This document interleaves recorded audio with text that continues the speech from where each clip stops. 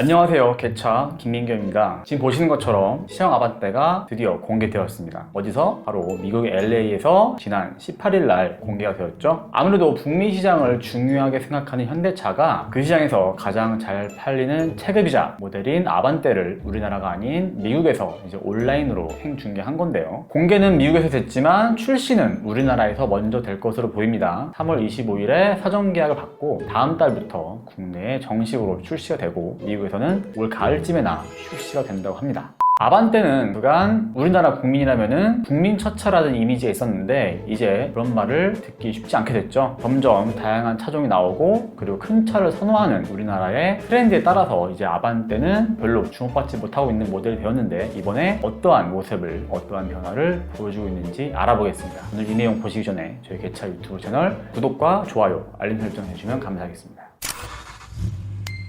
먼저 간단하게 역사부터 훑어볼게요. 1세대 엘란트라라는 이름 나왔죠. 그대로 이제 미국에서는 쭉 엘란트라라 부르지만 우리나라에서는 이제 2세대부터 아반떼라는 이름을 받게 됩니다. 2세대는 이제 구아방이라고 해가지고 다들 아시겠지만 거의 그릴 없다시피 한 디자인 취하고 있죠. 요즘 전기차들 테슬라라든지 포르쉐, 타이칸 등에서 볼 수 있는 입을 앙담은 모습, 그만큼 현대차가 굉장히 해안을 갖고 앞선 디자인을 접목했다라고 말하는 건 좀 어불성설이죠. 왜냐면 그 아래쪽으로 공기 흡입구가 있기 때문에. 뒷모습도 약간 인상적이어서 뒤에서 보면 마치 사람이 째려본 듯한 눈가를 갖고 있었습니다. 다음 3세대는 약간의 각과 선을 부여해서 XD라는 이름으로 팔렸죠. 요즘도 많이 보이는 만큼 잘 만든 차라는 뜻인데 문제점이 있다면 살짝 부식 측면에서 약한 모습 보여주면서 팬더 쪽이 다 떨어져 나간 차들 많이 보이고 있습니다. 다음으로 4세대 넘어가서는 정말 기능적으로 더할 나위 없다는 평가 받았는데 디자인적인 측면에서는 굉장히 순둥순둥해 보여서 임팩트가 없던 모습 보여주고 있고 5세대는 좀 더 세련된 모습으로 만들면서 디자인적인 측면에서 앞선 모습을 보여줬습니다. 6세대는 다들 아시죠? 페이스리프트에 실패한 대표적인 케이스로 현대차 역사에 남게 되었습니다. 삼각대는 실패인가요? 모든 디자인은 호불호를 타는 개인의 영역이니까. 그리고 바로 지금 보시는 이 모델이 18일 미국에서 공개된 7세대 신형 아반떼입니다. 작년에 출시된 소나타를 설명해 드릴 때 이제 그랜저를 넘본다고 말씀드렸었는데 이번에 출시된 아반떼는 이제 소나타를 넘보는 크기를 갖게 되었어요. 작년에 공개된 소나타가 DN8이라는 차명을 갖고 있는 거에서 착안해 본다면은 CN7 어떻게 만들어진 거겠어요? 자, C는 준중형 체급을 뜻하는 코드가 될 거고 이 N은 현대차에서 승용 모델에 부여하고 있는 중간 이름 되겠습니다. 그리고 이 숫자는 바로 세대, 7세대, 8세대를 의미해요. 그래서 이번에 신형 아반떼에 부여받은 이 코드네임은 준중형 현대승용 7세대 모델이다. 지난번에 소나타 말씀드리면서 제가 혼다라든지 볼보의 모델과 닮았다 말씀드렸었는데 이번 신형 아반떼 역시 살짝 혼다 시빅 R 느낌이 나요. 아니면 소나타 터보의 약간 미니 버전이랄까? 뭐 그런 느낌 나고 있습니다. 신형 시빅의 경우도 보면은 이 좌우의 헤드램프에서 그릴로 모아서 내려오는 이 선과 그리고 범퍼까지 침투하는 이 라디에이터 그릴까지 새끼를 뺀 캥거루의 배를 모은 듯한 느낌 혹은 똥싼 바지 이런 느낌 들게 가운데로 축 처진 모습 보여주는데 신형 아반떼 역시 같은 기조를 보여주고 있습니다. 지금 보시는 거는 신형 아반떼의 뒤태 딱 보이죠? 이게 리어 스포일러는 아니지만 마치 리어 스포일러처럼 보이게 하는 디자인 특징 들어가고 프렁크 리드가 한번 중심 쪽으로 꺾여 들어가면서 소나타와 디자인 맥을 잇는 모습 보여주고 있습니다. 현대에서는 지난 르필루즈 이후로 주구장창 밀어붙이고 있는 센슈어스 스포트니스라고 하는 디자인 기조가 반영된 결과다 이렇게 말하고 있어요. 게다가 이번 아반떼는 센슈어스 스포트니스 뿐만이 아니라 파라메트릭 다이내믹스라고 하는 한 단계 더 진부한 디자인 개념을 보여주고 있는데 뭐 이건 약간 CAD라든지 이런 거 할 때 파라메트릭이란 말 쓰는데 좀 쉽게 말하자면 그냥 복잡한 패턴 넣었다 이렇게 이해하면 될 것 같습니다. 실제로 많이 복잡해 보이죠? 여기에다가 신형 아반떼는 마치 작심이라도 한 것처럼 굉장한 포인트를 넣어줬는데 그게 뭐냐? 이 주름 보이세요? 이 주름? 이번 아반떼는 칼주름이 어마어마하게 들어갔습니다. 원래 칼주름 하면 아우디가 유명한데 약간 지난번 삼각대에서 욕을 먹었던 헤드램프 삼각형 디자인이라는 것에 대해서 약간 서력이라도 한다는 듯이 범퍼부터 해서 측면에 이 문짝에다가 과감하게 선을 많이 넣었어요. 우리 옛날에 캔 음료 먹고 나서 캔 아트? 약간 그런 느낌이 날 정도로 굉장히 많은 주름 넣고 있어요. 만약에 문콕이라든지 혹은 접촉사고로 인해서 옆 문짝이 찌그러지는 경우에는 단순히 덴트로는 해결할 수 없을 것 같습니다. 그냥 문짝을 갈아야겠죠.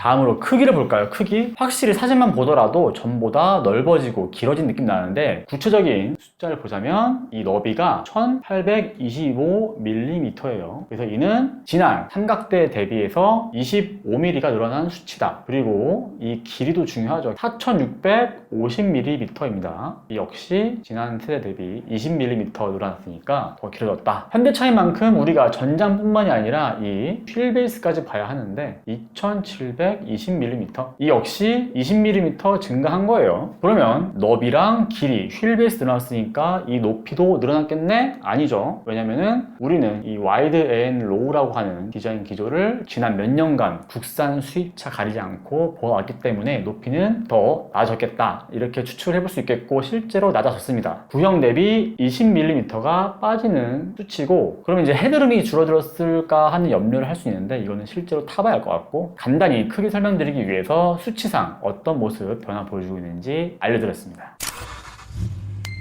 컬러는 9가지예요. 아시겠지만 검정, 흰색, 회색은 당연히 기본으로 들어가고, 여기에 신차 공개하면서 뿌린 이미지 봤을 때 블루 컬러 있었고, 지금 보시는 이 레드 컬러도 있어요. 여기에다가 오렌지 컬러, 비비드한 발랄한 톡톡 튀는 어떤 북미 감성의 컬러도 넣었다 이겁니다. 하지만 저는 이번 디자인이 너무 예쁘다 보니까 전반적으로 휠을 뺀 나머지를 다 검게 한다면 진짜 멋스러운 선택지가 될 수 있지 않을까, 이렇게 생각을 해보아요.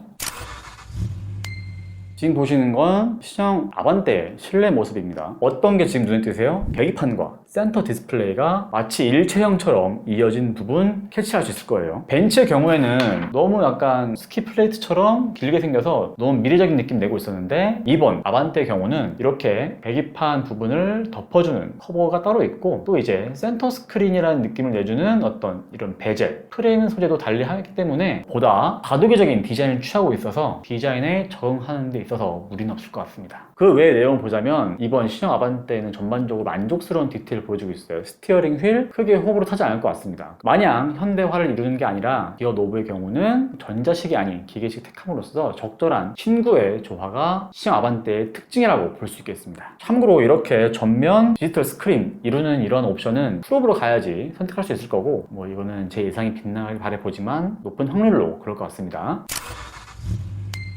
다음으로 안전 및 편의 사양. 점차 세대를 거듭할수록 기계적인 거동 이런 것은 뭐 체급에 따라서 가격에 따라서 개선하기 어렵다 치더라도 안전 편의 그리고 디자인적인 측면에서는 우리가 그래도 욕심을 부릴 수 있는 거잖아요. 그래서 안전 편의가 궁금합니다. 기본 적용되는 안전 편의 기능 뭐가 있을까요? 바로 전방 충돌 방지 보조 기능. 앞차가 급정거를 한다거나 주행 시에 너무 가까워진다 이러면은 자동으로 제동해 주는 기능인데, 이번에는 차량뿐만이 아니라 자전거 그리고 보행자까지 감지한다고 해요. 그리고 교차로에서 끼어드는 차가 있다, 이런 경우에도 감지해주는 착한 기능이 기본적으로 들어가고 있습니다. 그리고 차로 유지 보조 기능이 들어가죠. 운전자가 깜빡이를 켜지 않고 차선을 밟으려고 하면은 주의를 주면서 스티어링 휠을 꺾어주는 고마운 기능 넣고 있습니다. 기본적으로. 그럼 반자율 주행 가능한가라고 물어볼 수 있는데, 반자율 주행까지 가능하려면은 현대에서는 스마트 크루즈 컨트롤 부르고 있는 이 SCC가 들어가야 하는데, 이 경우에는 선택 옵션이기 때문에 좀 더 추가금을 내야지 반자율 주행 해볼 수 있습니다.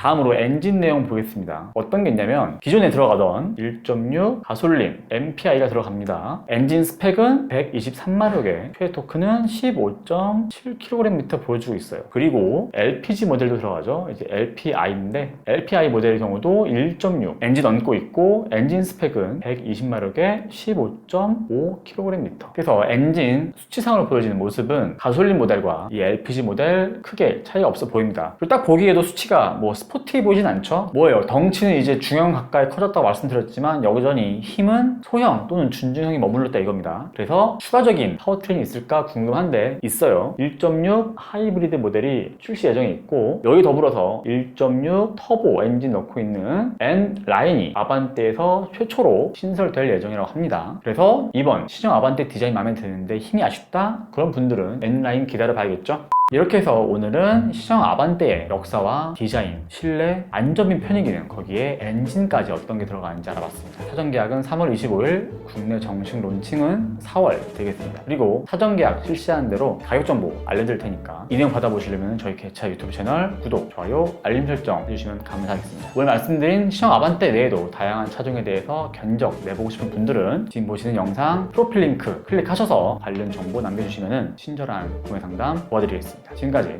개차 김민규였습니다. 민규님, 네? 시정 아반떼 디자인 렌즈 수준이에요. 삼각대보다 낫다.